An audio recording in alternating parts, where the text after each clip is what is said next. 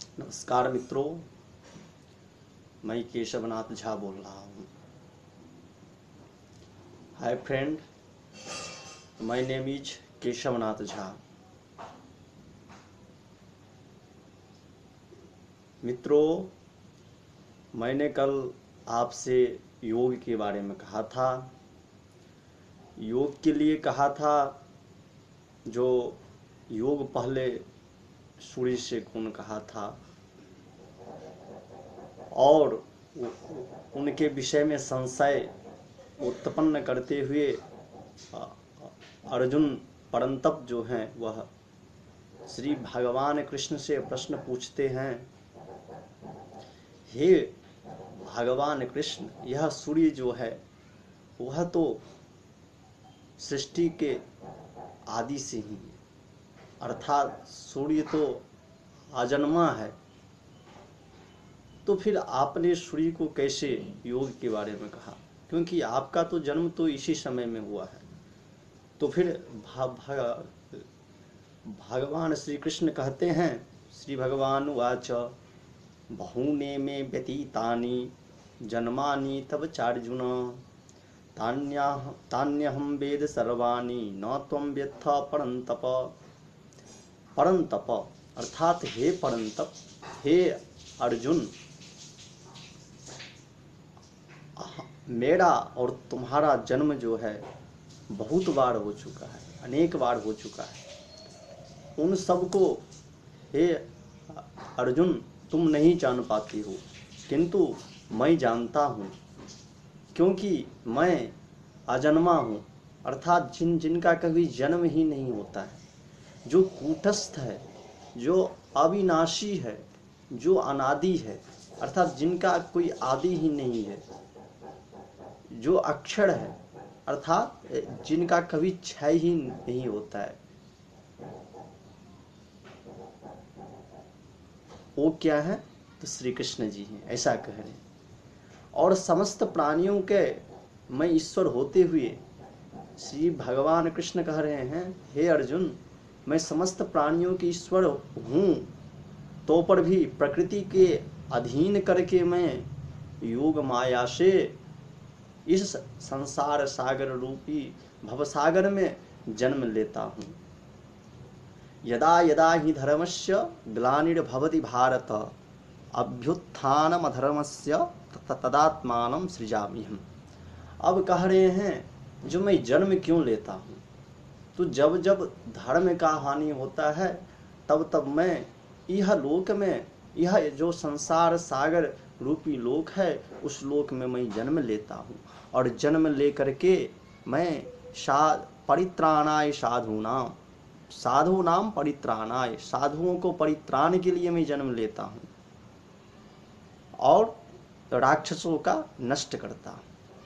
इस बात का प्रमाण श्री रामचरित मानस में भी है।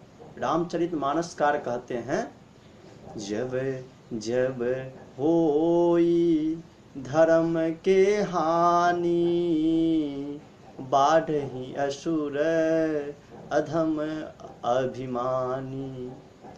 रामचरित मानस में तुलसी बाबा प्रतिपादन करते हैं, जो भगवान का अवतार क्यों होता है, क्यों श्री कृष्ण जी पृथ्वी पर अवतार लिए थे, क्यों रामचंद्र जी मर्यादा पुरुषोत्तम राम पृथ्वी लोक पर अवतार लिए थे। तो कहते हैं धर्म का जब ग्लानि हुआ है और पृथ्वी माता, गोस्वरूप, गो माता और ब्राह्मण, ये तीनों जब जब परेशान हुए हैं, त्रस्त हुए हैं, तब तब मर्यादा पुरुषोत्तम राम या कृष्ण या नृसिंह या कोई भी अवतार हैं, वो सारे अवतार पृथ्वी लोक पर जन्म लिए हैं। अर्थात कह रहे हैं यदा यदा हि धर्मस्य ग्लानिर्भवति भारत अभ्युत्थानमधर्मस्य तदात्मानं सृजाम्यहम्। अर्थात इससे ये प्रतिपादन करना चाह रहे हैं, जो मैं निर्गुण स्वरूप जो हूँ, उससे मैं साकार रूप में मानवों को रक्षा के लिए, धर्म की रक्षा के लिए, विप्र की रक्षा के लिए, ब्राह्मण की रक्षा के लिए, गो के रक्षा के लिए, गंगा के रक्षा के लिए मैं इस पृथ्वी लोक पे जन्म लेता हूँ। ये कहते परित्राणाय साधूनाम विनाशाय च दुष्कृताम। परित्राण के, साधु के परित्राण के लिए मैं जन्म लेता हूँ और विनाशाय च दुष्कृताम। और जो दुष्कृताम, जो दुष्कर्म करने वाले व्यक्ति होते हैं, जो अच्छे कर्म करने वाले व्यक्ति नहीं हैं, जो बुरे कर्म करते हैं, उन व्यक्तियों को नाश के लिए श्री कृष्ण जी यह पृथ्वी लोक पर अवतार लेते हैं। धर्म संस्थापनार्थाय संभवामि युगे युगे। और धर्म के संस्थापन के लिए, सम्यक प्रकार से स्थापना के लिए, धर्म किस प्रकार से रहे, इसी कारण मैं इस पृथ्वी लोक पे जन्म लेता हूँ। संभवामि युगे युगे, ये मैं प्रत्येक युग में मेरा क्रम चलता ही रहता है, मैं जन्म लेता ही रहता हूँ। जैसे सतयुग में नृसिंह अवतार लिए थे श्री कृष्ण जी, और त्रेता में श्री कृष्ण का अवतार लिए थे।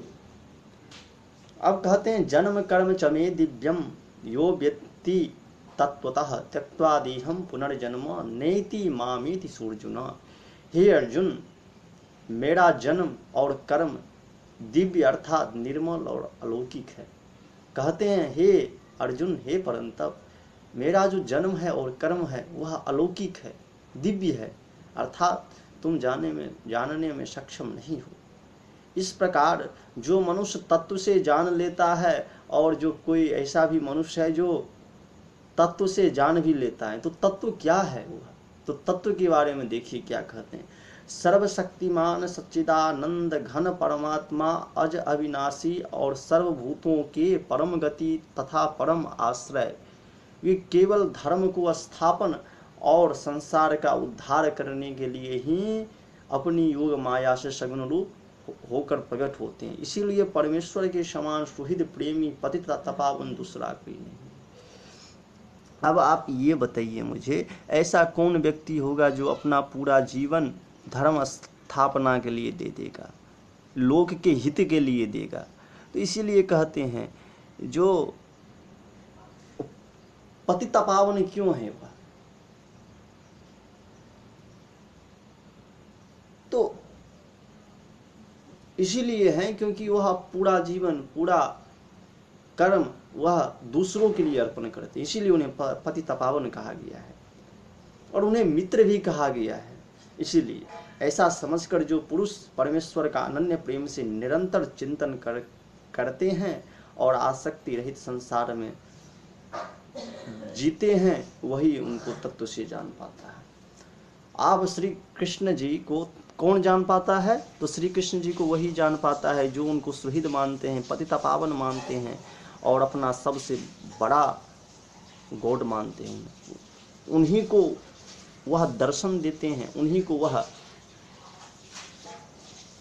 भक्ति देते हैं। क्योंकि गीता में कहीं पे प्रतिपादन किया गया है, जो मैं भक्त को कैसे भजता हूँ, तो गीता में कहा गया है ये यथा माम प्रपद्यन्ते तांस तथैव भजामि। अर्थात जो भक्त मुझे जिस प्रकार से भजन करता है, उस भक्त को भी मैं उसी प्रकार से भजन करता हूँ। अर्थात कहने का तात्पर्य ये है, जितना आप भगवान के प्रति श्रद्धा लगाएंगे उतना ही आपके प्रति भी भगवान श्रद्धा लगाएंगे, यही कहने का तात्पर्य है। अब आगे चलते हुए भगवान श्री कृष्ण कह रहे हैं, पहले भी कह रहे हैं श्री कृष्ण जी, जिनके राग भय क्रोध नष्ट हो गए थे और जो मुझ में अनन्य प्रेम स्थित रहते हैं, और ऐसे आश्रित रहने वाले बहुत से भक्त उपर्युक्त ज्ञान रूप तप से पवित्र होकर मेरे स्वरूप प्राप्त हो चुके हैं। अब कह रहे हैं जो पहले भी कितने भक्त ऐसे हैं जो मेरे जो स्वरूप है, सच्चित आनंद स्वरूप जो मेरा स्वरूप है, वह आनंद स्वरूप को कितने भक्त पहले भी मेरे स्वरूप को प्राप्त कर चुके हैं। लेकिन कैसे प्राप्त किए हैं, क्रोध राग बीत ये सब को त्याग करके मेरे स्वरूप को प्राप्त किए हैं। यदि आप ये सब त्यागोगे नहीं तो मेरे स्वरूप को नहीं क्या प्राप्त कर पाओगे। अब देखिए यहाँ पर क्रोध ही क्यों कहा, भय ही क्यों कहा, तो कहा है गीता में ही कहा गया है क्रोधात् भवति सम्मोहा। क्रोध से सम्मोह की उत्पत्ति होता है। क्रोधात् भवति सम्मोहा, सम्मोहात् अस्मृति विभ्रमः, और सम्मोहन से अस्मृति अर्थात जो याद करने की क्षमता है वह विभ्रमः अर्थात नष्ट हो जाता है। सम्मोहात् स्मृति विभ्रमः स्मृति भ्रंशात् बुद्धि नाशो। और जब स्मृति की नाश हो जाती है तो स्मृति भ्रंशात् बुद्धि नाशो, उनका क्या हो जाता है, बुद्धि नाश हो जाता है। बुद्धि नाशात विनश्यति, और जिस व्यक्ति का बुद्धि नाश हो गया उनका कहीं पे कोई उपाय नहीं, अर्थात उनका सब नष्ट हो गया, ये अर्थ हुआ। अब देखिए फिर जो मैं पंक्ति पहले कहा था वही अब गीता में भी कह रहे हैं, अर्थात जो भक्त जिस प्रकार से मुझे भजते हैं उसको मैं उसी प्रकार से भजता हूँ।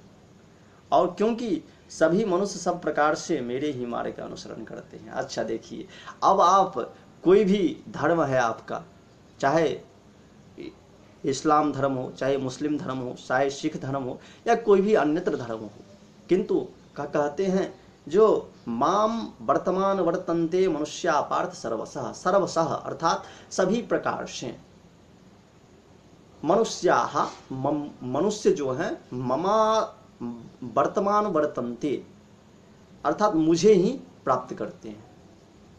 कैसे? तो जैसे कि आकाश से जो पानी गिरता है वह पानी विभिन्न नाला, विभिन्न नदियों से जाकर के कहाँ मिलता है, समुद्र में। उसी प्रकार आपका मार्ग कोई भी है, आपका धर्म कोई भी है, किंतु वह सब धर्म जो है एक ही परात्म परब्रह्म परमेश्वर श्री कृष्ण के चरणों में जाता है, अर्थात श्री कृष्ण ही एक ब्रह्म है। इसीलिए श्री कृष्ण को भजना चाहिए, प्रणाम करना चाहिए, चिंतन करना चाहिए। प्रेम से बोलिए श्री कृष्ण भगवान की जय। अब कहते हैं इस मनुष्य लोक में कर्मों के फल को चाहने वाले लोग देवताओं का पूजन करते हैं, क्योंकि उनको कर्मों से उत्पन्न होने वाले सिद्धि शीघ्र मिल जाती है। अब मनुष्य का स्वभाव ही है जहाँ पे उनकी बड़ाई हो, बड़ाई सुनना, और क्या, तो जहाँ उनका लाभ हो वहीं चाहते हैं। तो आजकल के मानव जो होते हैं ना, वो देवता को भी बिना लाभ से पूजा नहीं करते हैं। तो यहाँ पर यही प्रतिपादन कर रहे हैं, जो अपने कर्मों का फल चाहते हैं जल्दी से जल्दी, उनको क्या करना चाहिए, तो देवता अनांच पूजनम, अर्थात देवता को उनको पूजन करना चाहिए। क्योंकि क्षिप्रम भवति अर्थात शीघ्रम भवति, अर्थात शीघ्र ही उनको फल देते हैं देवता, इसीलिए उनको करना चाहिए। सिद्धिर भवति कर्मजा, और वह कर्म के जन्य फल से सिद्धिर हो जाते हैं, ये कहते हैं।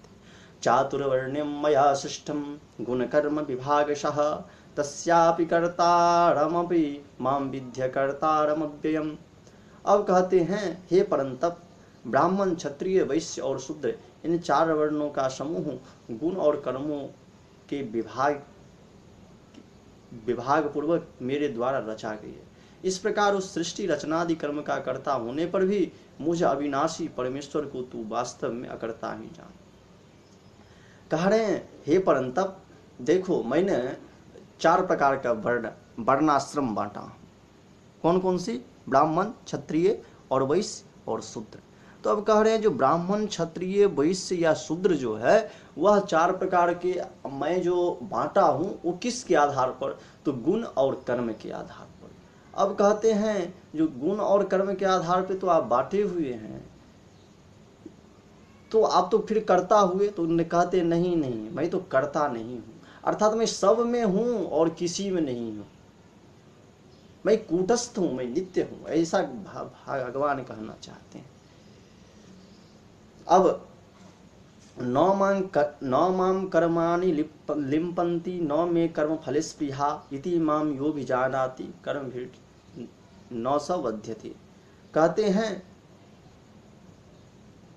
कर्मों के फल के प्रति जो है मेरा अस्पृहा अर्थात इच्छा नहीं है, जो अर्थात कर्म का फल मिले या न मिले, इसीलिए मुझे कर्म लिप्त नहीं है।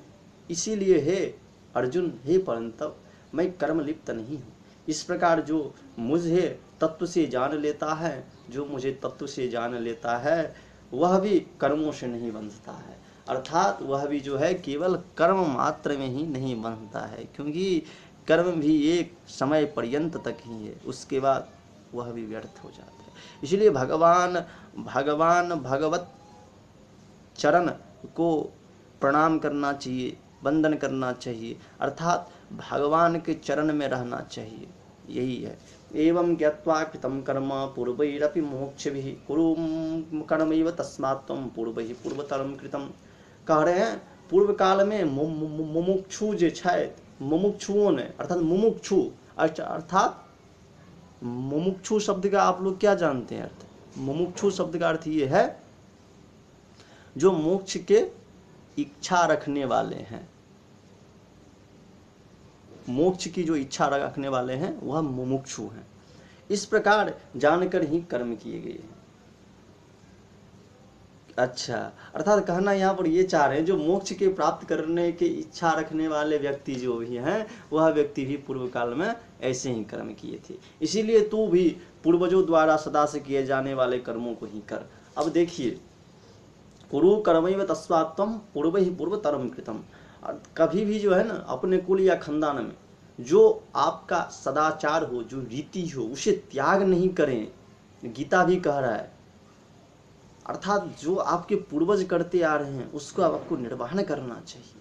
आजकल का तो ऐसा भ्रष्ट कलयुग है, बालक तो जो परंपरा है, उसे जो ट्रेडिशनल है उसे तो मानना ही नहीं चाहते हैं। उसे कहते हैं जो मैं तो इसको यहीं समाप्त कर दूंगा, और इससे उसे समाज में लगता है जो मुझे प्रतिष्ठा होता है। लेकिन नहीं नहीं नहीं बालक, ऐसा नहीं है। जो परंपरा है जो उसको निर्वहन करना चाहिए, चाहे वो शास्त्रोक्त तो हो या न हो, क्योंकि कहीं पे कहा गया है, शास्त्र के अनुसार ही कहा गया है, यद्यपि शुद्धम लोक विरुद्धम ना करणीयम ना करणीयम।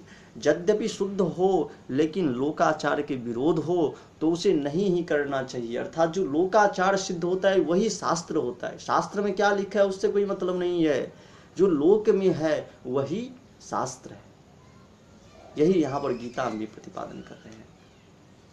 किं कर्म किं कर्मेति कवयोप्यत्र मोहिता तत्ते कर्म प्रवक्ष्यामि यज गत्वा मोक्षसे शुभात्। अब कह रहे हैं जो कर्म क्या है और अकर्म क्या है, अर्थात कर्म जो है वह क्या है और अकर्म क्या है, ये प्रतिपादन कर रहे हैं। तो इस प्रकार इसका निर्णय करने में बुद्धिमान पुरुष भी मोहित हो जाते हैं। ये दोनों प्रकार में जो भेद है, उस दोनों प्रकार के भेद के निर्णय करने में विद्वान पुरुष भी जो है वह सक्षम नहीं हो पाते। इसीलिए वह कर्म तत्व मैं तो तुझे भली भांति समझा कर कहूँगा। इसीलिए हे अर्जुन, आज मैं तुझे कर्म तत्व को भली भांति समझा करके कहूँगा, जिसे तुम जान करके अशुभ से अर्थात कर्म बंधन से मुक्त हो जाओगे। देखिए यहाँ पर कर्म के लिए अशुभ शब्द का प्रयोग किया गया है, अर्थात एक समय तक के लिए ही कर्म किया जा सकता है। जैसा मैं पहले कहा था वो यहाँ पर सिद्ध हो गया। अब कर्मण्य कर्म यह पश्येद कर्मणि च कर्म यह स बुद्धिमान मनुष्येषु स युक्तः कृष्ण कर्मवित्। अब कह रहे हैं जो कर्म का स्वरूप भी जानना चाहिए और अकर्म का स्वरूप भी जानना चाहिए तथा विकर्म का स्वरूप भी जानना चाहिए, क्योंकि कर्म की गति गहन है। कर्म की गति कैसा है तो गहन है, और कर्म का भी स्वरूप जानना चाहिए, अकर्म का भी और विकर्म का भी स्वरूप जानना चाहिए। जो मनुष्य कर्म में अकर्म देखता है और जो मनुष्य अकर्म में कर्म देखता है वह मनुष्यों बुद्धिमान है, वह योगी समस्त कर्मों का करने वाला होता है।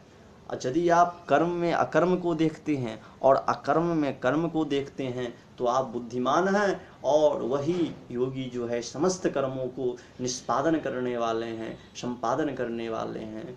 अब कह रहे हैं जिसके संपूर्ण शास्त्र सम्मत कर्म बिना कामना और संकल्प के होते हैं तथा जिसके समस्त कर्म ज्ञान रूप अग्नि के द्वारा भस्म हो गए हैं, उस महापुरुष को ज्ञानी जन भी पंडित कहते हैं।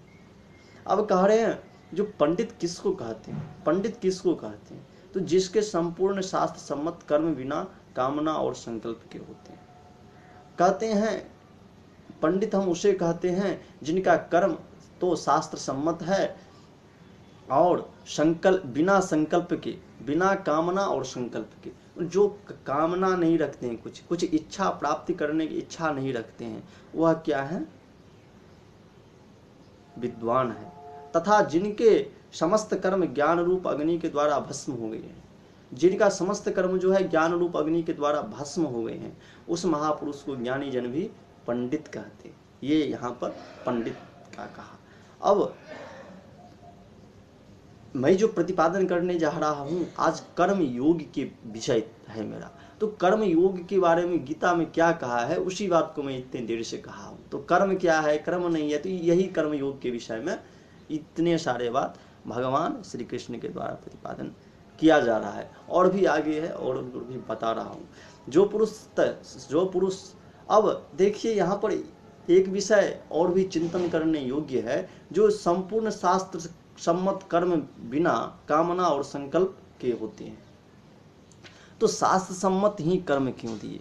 तो गीता के आगे के अध्याय में लिखा हुआ है, जो ये विधिम उत्सृज्य वर्तते कामकारतः न ससिद्धि मवाप्नोति न सुखम न परांगति। अर्थात यह शास्त्र विधिम उत्सृज्य, अर्थात जो शास्त्र विधि को छोड़ करके वर्तते कामकारतः, काम करते हैं, उनको न सौ सिद्धि मवाप्नोति न सुखम न परांगति, उनको क्या न तो सुख की प्राप्ति होता है न परलोक की प्राप्ति होता है। तो इसीलिए न तो यह लोक में सुख को प्राप्त कर सकते हैं, न परलोक में सुख को प्राप्ति कर सकते हैं। इसीलिए यदि आपको सुख का प्राप्ति करना है तो शास्त्र सम्मत ही कार्य कीजिए, शास्त्र सम्मत कार्य कीजिए। मनुस्मृति में कहा गया है, मनुस्मृति में कहा गया है प्रमाण कितने प्रकार के? तो कहा गया है वेदः स्मृति सदाचार सस्य च प्रियमात्मनः। वेदः अर्थात वेद जो है वह साक्षात प्रमाण है। स्मृति, जो स्मृति कहता है उनके अनुसार चलना चाहिए। वेदः स्मृति सदाचार, और जो आपका सद आचरण है अर्थात जो आपकी कुल परंपरागत रीति है उनके अनुसार चलना चाहिए। वेदः स्मृति सदाचार सस्य च प्रियमात्मनः। और जो आपका आत्मा अर्थात आत्मा भी एक प्रकार का प्रमाण है। जिस कार्य में आत्मा कहे इस कार्य में आप लग जाओ, इस कार्य में आप प्रवृत्त हो जाओ, इस कार्य आपको सफलता देने वाले हैं, पुण्य देने वाले हैं, पुण्य जनकता यह कर्म है, तो उस कर्म में आपको प्रवृत्त हो जाना चाहिए। अर्थात भगवान श्री कृष्ण के चरणों में लग जाना चाहिए, क्योंकि सबसे बड़े कर्म और धर्म जो है भगवान श्री कृष्ण का धर्म ही है। इसीलिए अब आगे चलते हुए कह रहे हैं, जो पुरुष समस्त कर्मों और उनके फलों में आसक्ति का सर्वथा त्याग करके संसार के आश्रय से रहित हो जाता है, परमात्मा में नित्य तृप्त है। कह रहे हैं जो पुरुष समस्त कर्म और फल को आसक्ति जो है वह आसक्ति को त्याग देता है, और कहाँ पे चले जाते हैं? तो और वह समस्त फल और कर्मों को श्री कृष्ण भगवान के चरण में अर्पित कर करके और आश्रय से रहित हो जाता है, जो मुझे ये फल मिले। परमात्मा में वह नित्य तृप्त हो जाता है। क्यों? तो भगवान तो सब जानते ही हो, हे मानव तुम क्या कर रहे हो। भगवान तो सब जानता है तुम क्या करने जा रहे हो। अर्थात तुम मुझे पूजन क्या क्यों कर रहे हो, क्यों नहीं कर रहे हो? अर्थात पूजन इसलिए कर रहे हो कुछ तुम्हें चाहिए, तो फिर संकल्प करने की क्या जरूरत है? इसीलिए भगवान के भागवत चरण में कर देना चाहिए। इसीलिए जो महापुरुष होते हैं वह कभी भी यज्ञ या यज्ञादि में निष्काम करते हैं, सकाम नहीं करते हैं। सकाम में तो आधा अधूरा फल मिलता है, लेकिन जो निष्काम कर्म होता है उनमें बहुत उत्तम फल मिलता है। इसीलिए भगवान श्री कृष्ण का सर्वथा योग करना चाहिए, साधना करना चाहिए, पूजन करना चाहिए, और अपने कर्म और फल दोनों भगवान श्री कृष्ण के चरण में अर्पित कर देना चाहिए। वह कर्मों में भली भांति बरतता हुआ भी वास्तव में कुछ भी नहीं करता, और वो जो है वह कर्म में रहते हुए भी वास्तव में कुछ नहीं करते हैं। इस प्रकार से जिसका अंतःकरण और इंद्रियों के सहित शरीर जीता हुआ है, और जिसने समस्त भोगों की सामग्री का परित्याग कर दी, ऐसे आशा रहित पुरुष केवल शरीर संबंधी कर्म करता हुआ भी पापों को नहीं प्राप्त होता है। कह रहे हैं जो वह कौन सा मानव है जो शरीर संबंधी कर्म करते हुए भी पापों का प्राप्त नहीं करते हैं? तो कहते हैं जिसका अंतःकरण इंद्रियों के सहित शरीर जीता हुआ है। जिनका अंतःकरण किसे कहते? तो मन को कहते हैं। जिनका मन जो है इंद्रियों सहित, अंतःकरण और मन इंद्रियों सहित एकादश इंद्रिय हैं, वह शरीर से जीता हुआ है। वह यदि आप जीत गए हैं और समस्त भोगों को सामग्री परित्याग कर दिया और समस्त भोग की सामग्री को भी परित्याग कर दिए हैं, तो ऐसी आशा रहित पुरुष केवल शरीर संबंधी कर्म करते हुए भी पाप के भागी नहीं होते हैं। जो बिना इच्छा के अपने आप प्राप्त हुए पदार्थों में सदा संतुष्ट रहते हैं, जिसमें ईर्ष्या और सर्वथा अभाव हो गया है, जो हर्ष शोक आदि द्वंद्वों से सर्वथा अतीत हो गया है, ऐसे सिद्धि और असिद्धि में सम रहने वाले कर्मयोगी कर्म करता हुआ भी उनमें नहीं बनता है।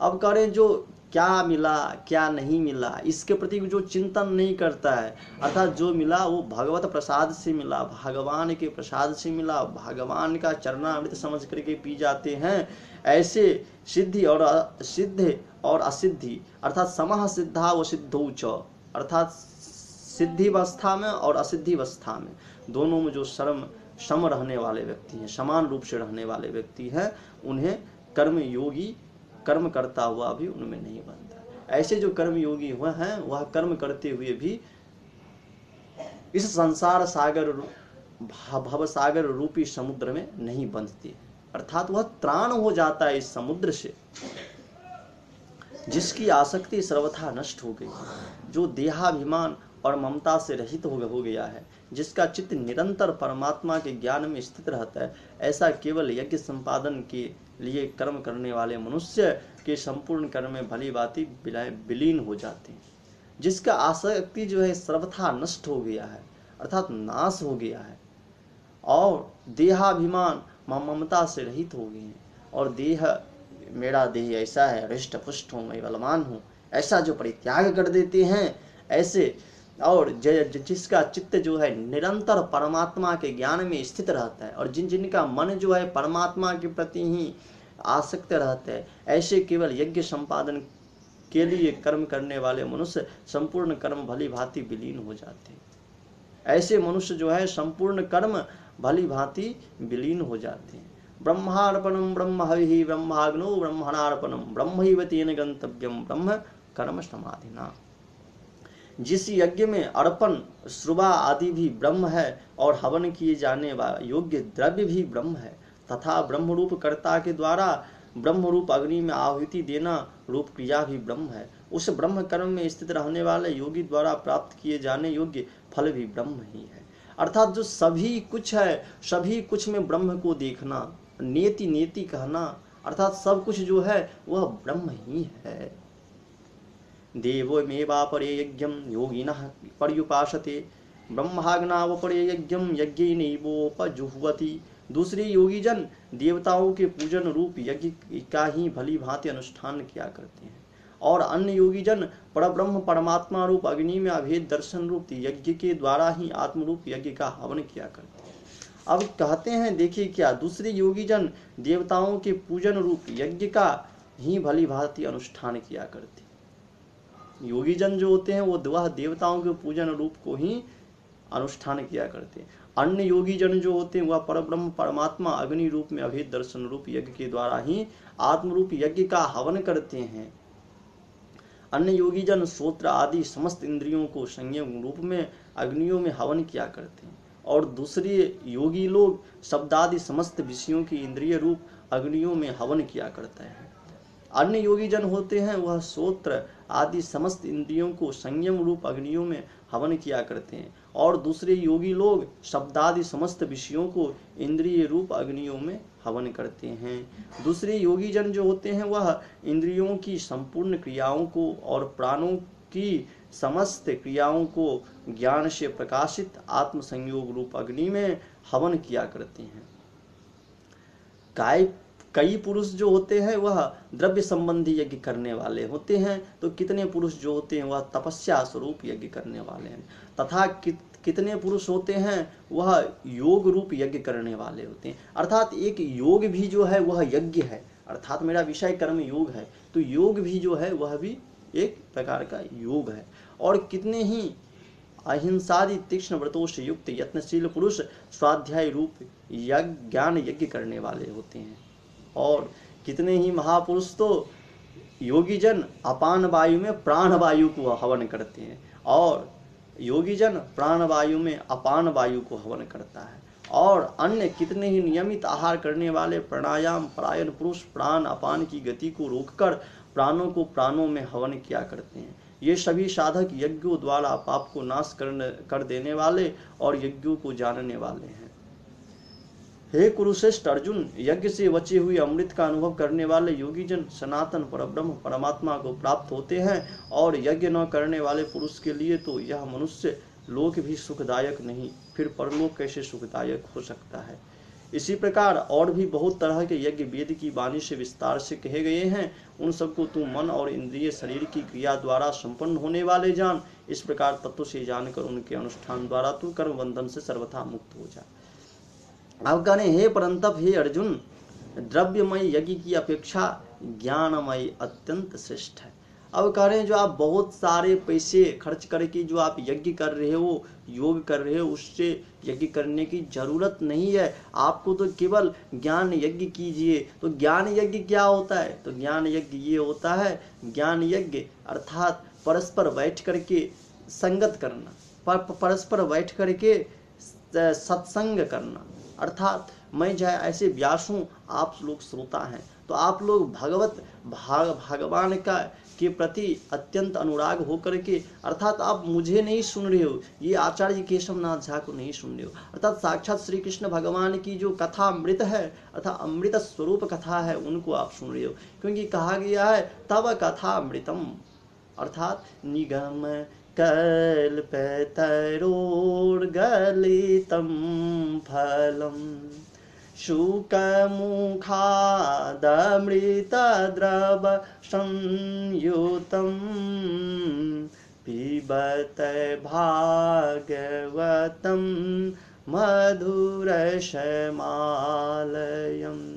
मुहुरहो रसिका भुवि भावुका मुहुरहो रसिका भुवि भावुका।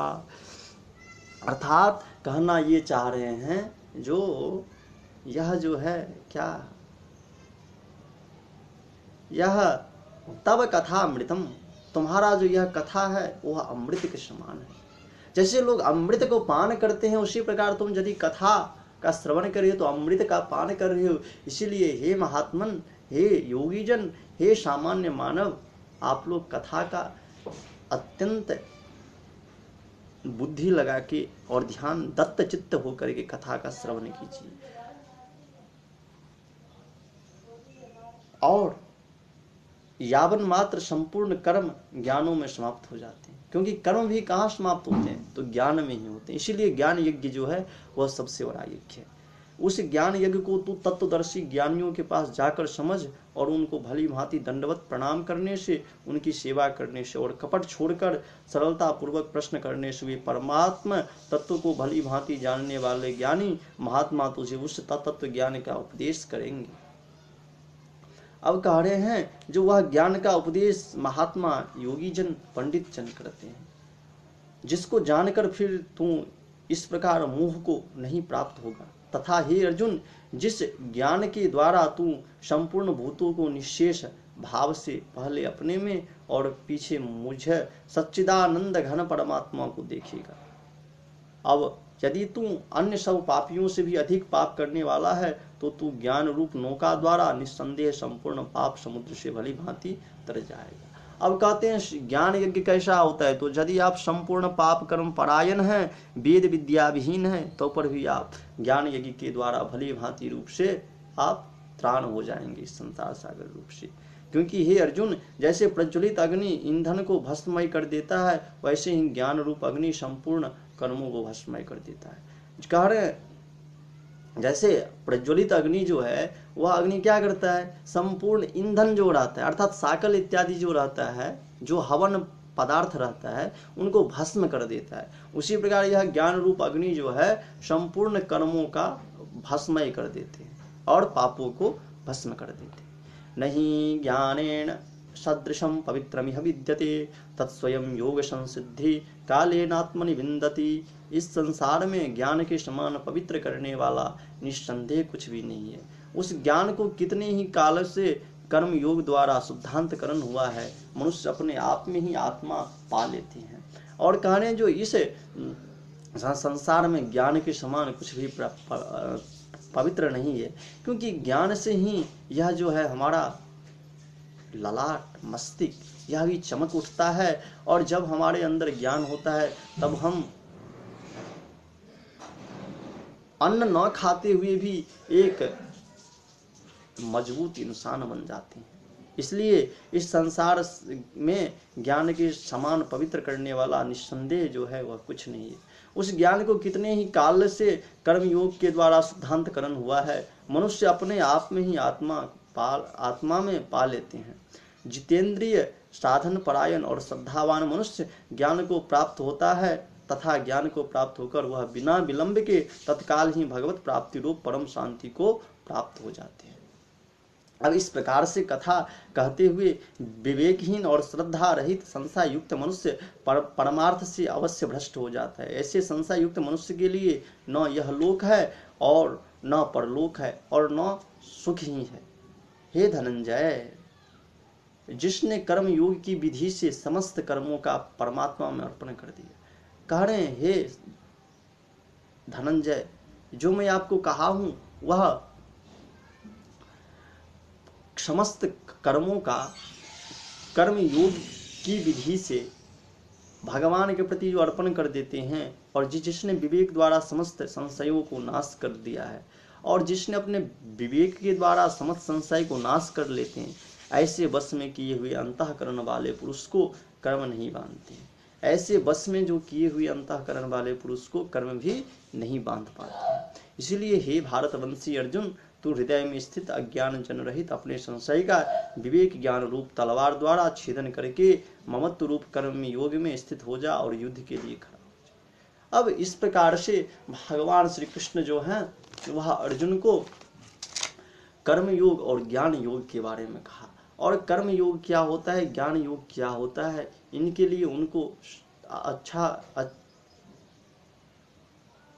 अच्छा से प्रतिपादन किया और फिर कहते हैं जो तुम युद्ध के लिए खड़ी हो जाओ, यह तुम्हारा कर्म है और कर्म मेरे में ही मुझे दे दो और तुम युद्ध करने के लिए तैयार हो जाओ। इसलिए यह तुम्हारा कर्म है और कर्म को कभी भी त्याग नहीं करना चाहिए।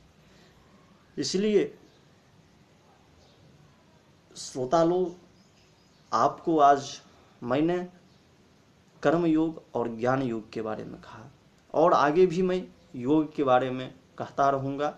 और आप मुझे नित्य सुनने के लिए और मोटिवेशन वीडियो सुनने के लिए इत्यादि वीडियो सुनने के लिए जो मेरा चैनल है उनको आप सब्सक्राइब कीजिए, लाइक कीजिए, कमेंट कीजिए, तो आपको न्यू वीडियो मिलता रहेगा और आप परब्रह्म परमात्मा के चरण में लीन होइए। इसी वंदना के साथ मैं यहाँ पर ही विश्राम करता हूँ।